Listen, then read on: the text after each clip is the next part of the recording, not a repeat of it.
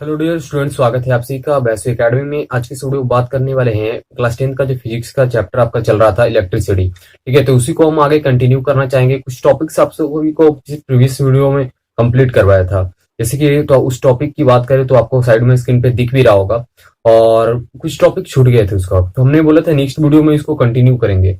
तो आज की इस वीडियो में हम कंटिन्यू करेंगे उस सारे टॉपिक्स को लेकर के।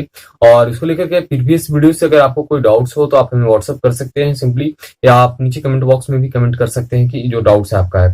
तो प्रीवियस वीडियो की बात करें तो इलेक्ट्रिक चार्ज हो गया था हमारा, इलेक्ट्रिक करंट हो गया था, कंडक्टर के बारे में भी कुछ बातें हो गई थी, सर्किट के बारे में हो गया था। आज की इस वीडियो में बात करने वाले हैं ओम्स लॉ के बारे में। ओम्स लॉ होगा और रेजिस्टेंस की बात करेंगे, कुछ कंडक्टर के बारे में, कुछ और इंपॉर्टेंट जो टॉपिक्स होगा, कुछ टर्म्स होंगे जो आपको प्रॉब्लम होगा, वो भी आज हम आज की वीडियो में डिस्कस कर देंगे। ठीक है, heating effect of A current, ऐसे इफेक्ट की बात करें तो इलेक्ट्रिक का काफी सारे इफेक्ट होते हैं। मैग्नेटिक इफेक्ट होता है भी, हीटिंग इफेक्ट भी होता है इसका। तो जो जो इफेक्ट इसका है वो सारे इफेक्ट के बारे में हम आज, मैकेनिकल इफेक्ट है, केमिकल इफेक्ट है, वो सारे इफेक्ट को आज की वीडियो में डिस्कस करना चाहेंगे। ठीक है, और उम्मीद है आपको प्रीवियस वीडियो काफी पसंद आया होगा, आपने उस वीडियो को लाइक और शेयर भी किया होगा सभी फ्रेंड्स ग्रुप में। और क्योंकि आप लोग सभी को अब एक्सक्यूज देने की जरूरत नहीं आई होगी, क्योंकि यहाँ पास आपको फ्री ऑफ कॉस्ट अवेलेबल करवाया जा रहा है सारे टर्म्स को। ठीक है, और यहाँ पास क्लास 11th के लिए केमिस्ट्री का क्लास जल्द ही शुरू होने वाला है, तो आप लोग अपने बड़े भाई जो भी हैं, उनको, दोस्त होंगे जो भी है, उनको ये चैनल के बारे में शेयर कर दीजिएगा, उनको यहाँ पर सब्सक्राइब करके आने के लिए बोल दीजिएगा। आप लोगों ने अभी तक चैनल को सब्सक्राइब नहीं किया है तो चैनल को सिंपली सब्सक्राइब कर लीजिए। नीचे वैसे एकेडमी के बगल में रेड कलर का आपको सब्सक्राइब दिख रहा है, उसको दबा दीजिएगा। सिंपली एक बेल आइकन है उसको भी दबा दीजिएगा, जिससे कि हमारे वीडियो को नोटिफिकेशन आप सभी को मिलता रहेगा। तो चलिए इस वीडियो को शुरू करते हैं। तो आज जो टर्म्स है, हम ओम्स लॉ की बात करें। ओम्स लॉ क्या है? तो ओम्स लॉ है कि आपको जो आपने इलेक्ट्रिक पोटेंशियल जो पढ़ा था, पोटेंशियल डिफरेंस की बात करें किया था हमने प्रीवियस वीडियो में। तो पोटेंशियल डिफरेंस, करंट और रेजिस्टेंस। तो रेजिस्टेंस तो आप सभी के लिए नया टर्म्स होगा, उसको हम पहले डिफाइन करेंगे और समझेंगे रेजिस्टेंस के बारे में। तो ये तीनों टर्म्स के रिलेशन को जो दिखाएगा वही होगा आपका यहाँ पास ओम्स लॉ। ठीक है, हम अगर सबसे पहली बात रेजिस्टेंस की बात करें तो रेजिस्टेंस क्या है? तो रेजिस्टेंस की बात करें तो रेजिस्टेंस है, रेजिस्ट का मतलब ही होता है कि विरोध करना। ठीक है, रेजिस्ट का मतलब हिंदी में इसको, रेजिस्टेंस को बोला जाता है प्रतिरोध। ठीक है, प्रतिरोध के नाम से हिंदी में इसको जानते हैं। तो रेजिस्टेंस का मतलब ही होता है विरोध करना, यानी जब भी किसी कंडक्टर से इलेक्ट्रिसिटी फ्लो हो रही होगी तो उस वक्त उस इलेक्ट्रिसिटी को कंडक्ट होने से अपोज करने की जो प्रॉपर्टी रखेगी वो प्रॉपर्टी ही उसका रेजिस्टेंस होगा। ठीक है, तो रेजिस्टेंस की बात कर लेंगे यहाँ पास, और रेजिस्टेंस का आर से डिनोट करते हैं। ठीक है, आर से इसको डिनोट करते हैं। अगर हम नेक्स्ट में बात करेंगे इसका फॉर्मूले की बात करें तो इसका ओम्स लॉ से ही फॉर्मूला डिराइव किया गया है, यानी R equal to V by R. ठीक है, तो चलेंगे सबसे पहले तो ओम्स लॉ होता क्या है, बार बार हम लोग का ओम्स लॉ को समझ लेते हैं। पहले ओम्स लॉ की बात करें तो ओम्स के सिंपली जो इसको जो जिन्होंने बताया इसके बारे में सबसे फर्स्ट, उन्हीं के नाम पे ये रखा गया है। उनका नाम था जॉर्ज सिमन ओम्स। ठीक है, उन्हीं के नाम पर, ये जर्मन साइंटिस्ट थे, इन्हीं के नाम पर है। तो ओम्स लॉ है क्या? सिंपली तो देखिए, the potential difference V, potential difference previous video में हमने आपको बताया था कि पोटेंशियल डिफरेंस को V से इक्वेट करेंगे, V से डिनोट करेंगे। तो potential difference V across the end of a given metallic wire भी बोल सकते हैं या कंडक्टिंग वायर भी बोल सकते हैं। ठीक है, तो लिखना चाहे तो आप बोर्ड पे, आप स्क्रीन पे आपको दिख भी रहा है, वहां से आप नोट डाउन कर सकते हैं। ठीक है, the potential difference V across the end of a given metallic wire या conducting wire in an electric circuit is directly proportional to the current I flowing through it। मतलब क्या? मतलब ये समझिएगा कि जो करंट उसमें I फ्लो हो रहा है, क्योंकि करंट को इंडिकेट करते हैं I से, I जो फ्लो हो रहा है वो डायरेक्टली प्रोपोर्शनल होगा और इलेक्ट्रिक पोटेंशियल का, वो जो इंड के बीच के जो इलेक्ट्रिक पोटेंशियल है उसकी डायरेक्टली प्रोपोर्शनल होगा। डायरेक्टली प्रोपोर्शनल क्या है? सबसे पहले टर्म्स यही समझना है हम लोग को। डायरेक्टली प्रोपोर्शनल कहने का मतलब होता है कि अगर इलेक्ट्रिक पोटेंशियल की वैल्यू बढ़ेगी तो करंट की वैल्यू बढ़ेगी, या करंट की वैल्यू बढ़ेगी और किसी भी सर्किट में करंट का वैल्यू बढ़ेगा, इलेक्ट्रिक पोटेंशियल यानी V का जो वैल्यू है वो भी बढ़ेगा। ठीक है, तो यहाँ पास अब हम लोग को समझना है। अभी देखिए यहाँ पास अभी टेम्परेचर का, इसमें सबसे बड़ा जो फैक्टर है इसके लिए वो टेम्परेचर कब ये पूरा ओम्स लॉ कब काम करेगा, कब इसकी लिमिटेशन है, तो वेट उस वक्त जब टेम्परेचर कांस्टेंट रहेगा तब, ठीक है, टेम्परेचर कांस्टेंट रहेगा तब। तो यहाँ पास रिलेशन की बात करें तो V equal to I R इसका फॉर्मूला है, V equal to I R. V where V जो होगा वो डायरेक्टली प्रोपोर्शनल होगा I का, पहले हमने आपको बता दिया, और V जो होगा डायरेक्टली प्रोपोर्शनल होगा R का, ठीक है। यहीं से फॉर्मूला डिराइव कर सकते हैं, यहाँ पर से I इक्वल टू भी निकाल सकते हैं फॉर्मूला V बाई आर, और या R इक्वल टू हम अभी आपको थोड़ी देर पहले ही बताया कि V बाई आई। तो इस टाइम से फॉर्मूला आप लोग यहाँ पास से भी डिराइव कर सकते हो। चलिए हम लोग आगे की ओर चलते हैं। यहाँ पास हमारा जो हो गया है एसआई यूनिट की बात कर ले थोड़ा सा। एसआई यूनिट रेजिस्टेंस की जो एसआई यूनिट होगी वो ओम होती है, और ओम किस लिए रखा गया, क्योंकि इसके बारे में सबसे पहले जॉर्ज सीमेंस ओम्स जो थे जर्मन साइंटिस्ट, उन्होंने ही बताया। तो उन्हीं के रिस्पेक्ट में, जैसे हम फोर्स की बात करते हैं तो फोर्स का एसआई यूनिट न्यूटन होता है, तो न्यूटन उन्हीं के रिस्पेक्ट में रखा गया है। उसी ढंग से यहाँ पास जो ओम्स की बात कर ले, ओम्स लॉ के बाद जो रेजिस्टेंस के बारे में बताया गया, तो सबसे पहले जो डिस्कशन रेजिस्टेंस के बारे में हुआ तो ओम्स लॉ में ही हुआ, और तो इन्हीं के रिस्पेक्ट में ओम्स इसका हो जाएगा ऐसा यूनिट। इसकी बात कर ले, अगर हम यूनिट की तो ओम हो गया, ए को ओम को आपको इंडिकेट कैसे करना है वो आपको स्क्रीन पर दिख रहा होगा, या सिंपली ऐसे करते चले जाए, ठीक है। हमारे पास बोर्ड नहीं अवेलेबल है, जिसके कारण से काफी सारी चीजें समझाने में प्रॉब्लम हो सकता है, मे बी आप लोग थोड़ा सा सपोर्ट कीजिएगा तो काफी बेहतर होगा, ठीक है। चलिए हम लोग आगे चलते हैं। रेजिस्टेंस यहाँ तक आपसे को क्लियर हो चुका। रेजिस्टेंस किस पे डिपेंड करता है? रेजिस्टेंस काफी सारे टर्म्स है इसके लिए, जिसपे ये फैक्टर अफेक्टिंग करता है रेजिस्टेंस को, ठीक है। उन फैक्टर्स के बारे में हम लोग अब एक करके सारे फैक्टर्स को हम लोग समझ लेते हैं, ठीक है। सबसे पहले बात कर ले कंडक्टिंग जो वायर है हमारा, उसके मेटेलिक, उसकी वो नेचर पे, उसका नेचर कैसा है, वो प्लास्टिक है, रबड़ है, क्या है, उसके उस पे मेटल का है, नॉन मेटल का है, उस पे टेम्परेचर पे, ठीक है, टेम्परेचर पे अफेक्ट, और लेंथ ऑफ वायर। देखिए सबसे जो मोस्ट इंपॉर्टेंट है, ध्यान से सुनिएगा, आपको आगे में इसको हम पढ़ाने वाले हैं रेजिस्टिविटी, उसमें यहाँ पास ये काम करेगा। तो length of a wire and cross sectional area of wire, मतलब वायर एक होगा, हम लोग एक तार लेते हैं जिससे हमारा करंट फ्लो करवाते हैं, तो एक करंट की लंबाई तो जरूर होगी, जितना दूर से हम जहां से भी लाए, अपने सर्किट हाउस से लाए, कहीं जो ग्रिड पावर ग्रिड होगा वहां से लाए, या कहीं पास मेन बोर्ड से लाए, मेन स्विच से, तो वहां से आपने एक करंट वायर का एक लेंथ लिया होगा, ठीक है। अब उस लेंथ को आप लोगों ने अपने स्विच तक, अपने जो अप्लायंसेस जो भी लगाए हुए इलेक्ट्रिक अप्लायंसेस वहां तक लाया होगा, तो एक इलेक्ट्रिक जो वायर का जो लेंथ होगा उस पर भी डिपेंड करेगा। मतलब क्या होगा, तो वायर की लंबाई जो होगी, length of a wire is directly proportional. लिखना चाहते हो लिख लीजिए, नोट देखिए, जब भी आप लोग पढ़िए एक नोटबुक एक पेन लेकर के बैठिए, नोट डाउन करते चलिए। अगर वायर की लंबाई जो लेंथ ऑफ वायर होगा वो डायरेक्टली प्रोपोर्शनल होगा रेजिस्टेंस का, यानी लेंथ बढ़ेगा रेजिस्टेंस बढ़ जाएगा। आपने देखा होगा कि कई पास आप लोग करंट जो लाते होंगे पॉल पे, आस पड़ोस में जो होगा पॉल, तो उसमें वायर का अगर आप काफी दूर से लाइएगा तो आपके घर का जो वोल्टेज होगा वो काफी कम होगा, ठीक है। क्यों कम होगा? क्योंकि यहाँ पास रेजिस्टेंस जो है वो रेजिस्टेंस वहां पास का ज्यादा होगा, ठीक है। अब समझिए क्यों रेजिस्टेंस ज्यादा होगा, करंट कम फ्लो होगा। रेजिस्टेंस, ध्यान समझिएगा इस टर्म्स को, रेजिस्टेंस ज्यादा होगा, करंट कम फ्लो करेगा, ठीक है। तो वो उसके कारण से होता है, ठीक है। उसी वायर को अगर हम शॉर्ट कर दे, छोटा कर दे, कहीं आस पड़ोस से ही ले ले, तो वो अच्छी वोल्टेज हमारे घर में होगी और अच्छी खासी इलेक्ट्रिक करंट भी फ्लो होगा। इलेक्ट्रिक करंट की यूनिट को हमने आपको पिछले वीडियो में बताया था, अगर आप जान रहे तो नीचे कमेंट बॉक्स में अभी कमेंट जरूर कर दीजिएगा, ठीक है। ये होमवर्क एक तरह से है।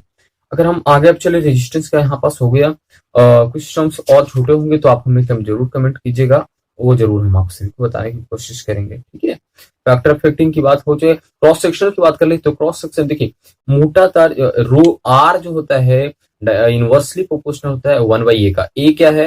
A is the cross sectional area, ठीक है। यानी वायर की मोटाई बढ़ेगी तो रेजिस्टेंस कम होगा, रेजिस्टेंस कम होगा। आपने जितना भी वायर देखा होगा जो ग्रिड पावर ग्रिड पर से ग्रिड की होकर के अपने आपके घर के पास में आ रहा है, वो अधिकांशतः वो वायर मोटा होगा, ठीक है। उस वायर की हम बात कर ले तो वायर मोटा होगा, क्यों होगा? क्योंकि वो वायर मोटा होगा, रेजिस्टेंस कम होगा, ठीक है। रेजिस्टेंस कम होगा यानी इनवर्सली प्रोपोर्शनल।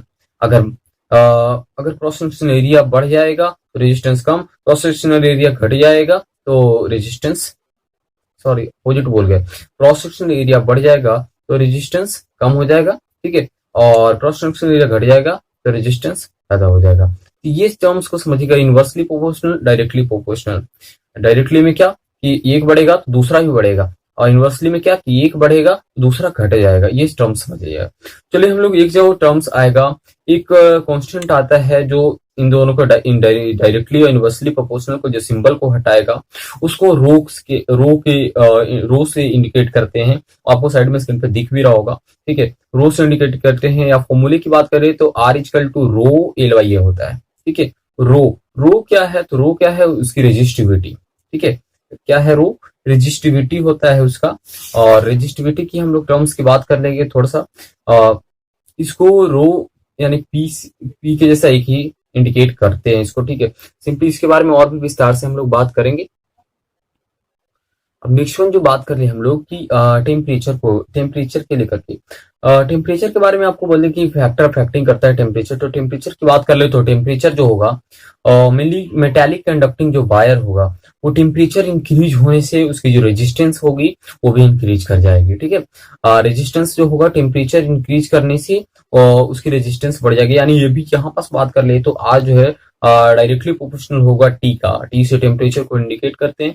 तो टी का डायरेक्टली प्रोपोर्शनल होगा, यानी आर बढ़ेगा तो टी बढ़ेगा, टी बढ़ेगा तो आर बढ़ेगा, ठीक है। रेजिस्टिविटी की बात करें तो रेजिस्टिविटी को स्पेसिफिक रेजिस्टेंस के नाम से भी जानते हैं। ये क्या है रेजिस्टिविटी? रेजिस्टिविटी किसी कंडक्टिंग वायर का एक कैरेक्टरिस्टिक है, यानी गुण है उसका, एक मटेरियल का प्रॉपर्टी है, ठीक है। और विशेष इसके बारे में इसको यूनिट से हम लोग डिफाइन कर सकते हैं, ठीक है।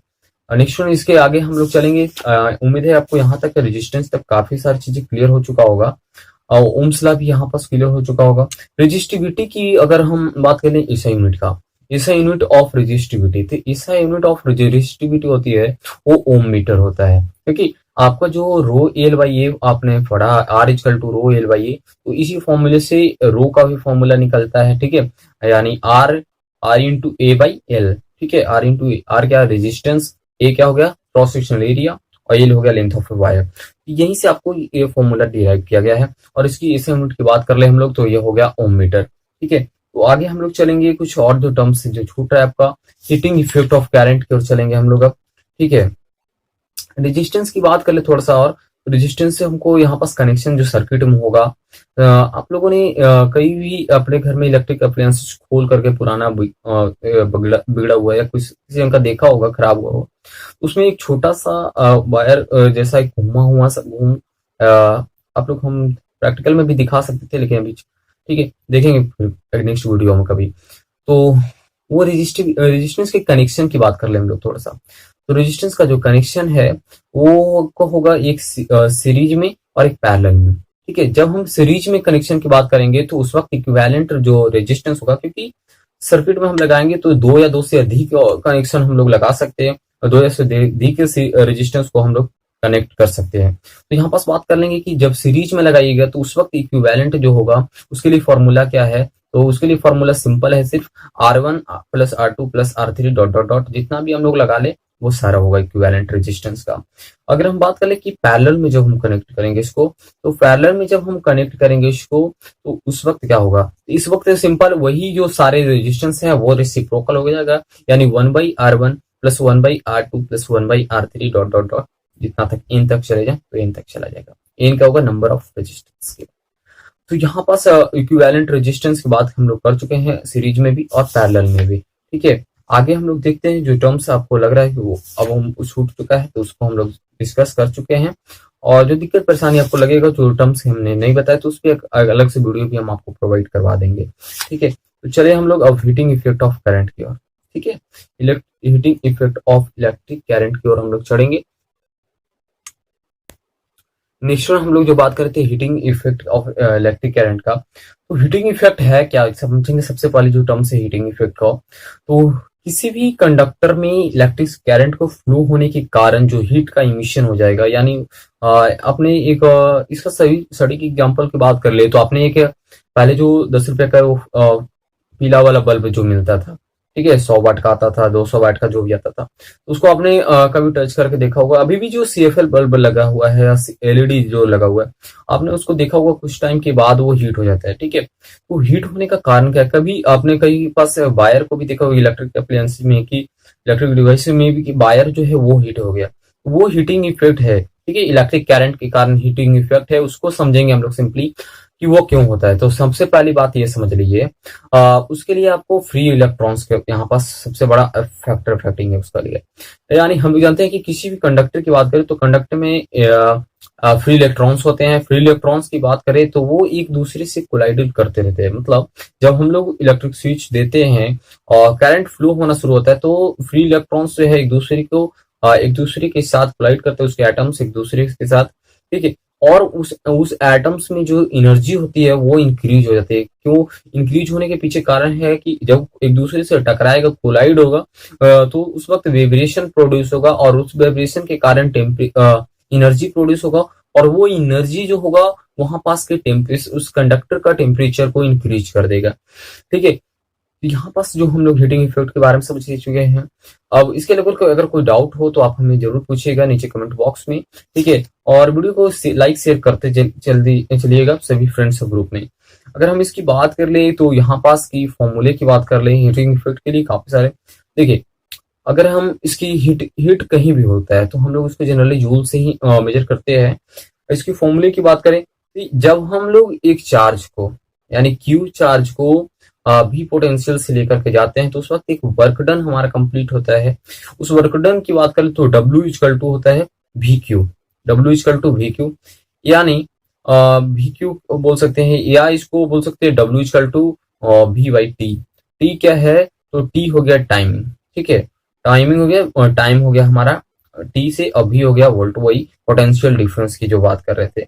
इसको और भी हम लोग अगर फॉर्मूला डिराइव कर सकते हैं, इससे कई सारे फॉर्मूला एक से एक हम लोग निकाल सकते हैं। अगर मेनली इसकी फॉर्मूले की बात कर लें तो जो आपको न्यूमेरिकल बनाने में काफी सारे प्रॉब्लम सोल्व करेगा और हेल्प करेगा। न्यूमेरिकल आप लोग टचअप कीजिए, इस चैप्टर खत्म होने के बाद एक वीडियो और आएगा जिसमें हम सिर्फ न्यूमेरिकल की बात कर लेंगे। ठीक है, अगर आप लोग इस वीडियो को काफी सारा स्नेह और प्यार दीजिएगा तो। ठीक है, तो अगर हीट की बात कर ले तो हीट का जो फॉर्मूला होगा वो होगा आपका V²/RT। ठीक है, V²/RT काफी हेल्पफुल होगा, ये आगे की क्लासेस में आपको हेल्प भी करेगा। हीट एंड थर्मोडायनेमिक्स जब चैप्टर आप पढ़िएगा तो उस वक्त भी आपको 11th-12th में आपको हीट एंड थर्मोडायनेमिक्स चैप्टर है, उसको पढ़िएगा तो उस वक्त भी आपको हेल्प करेगा। नेक्स्ट हम इलेक्ट्रिक अप्लायंसेस की बात कर ले तो इलेक्ट्रिक अप्लायंसेस आप लोग घर में काफी सारे देख रहे होंगे। उसकी वर्किंग प्रोसेस की बात करें तो उसको भी आप लोगों ने देखा, उसके सब पढ़ने की चीजें नहीं है। ठीक है, मेनली जो जो टॉपिक्स है हम लोग उसके बारे में पढ़ेंगे। अब यहाँ पास मेनली हम इलेक्ट्रिक पावर की बात कर ले, अब जो लास्ट टॉपिक्स होगा आज के इस वीडियो का, और इसकी शिफ्टर का भी, इलेक्ट्रिसिटी जो चैप्टर आपका चल रहा था क्लास 10th का फिजिक्स का, उसका लास्ट टॉपिक भी होगा इलेक्ट्रिक पावर। इलेक्ट्रिक पावर है क्या? तो किसी भी सर्किट में, ठीक है, जो इलेक्ट्रिक करंट फ्लो हो रहा है हमारा, ठीक है, उसके रेट को ही हम लोग कहेंगे electric power.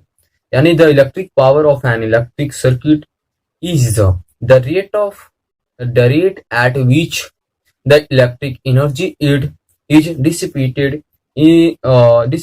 in the given electric circuit। मतलब किसी दिए गए सर्किट में जो इलेक्ट्रिक करंट का फ्लो होने का जो रेट होगा वो हमारा वैल्यू देगा इलेक्ट्रिक पावर का।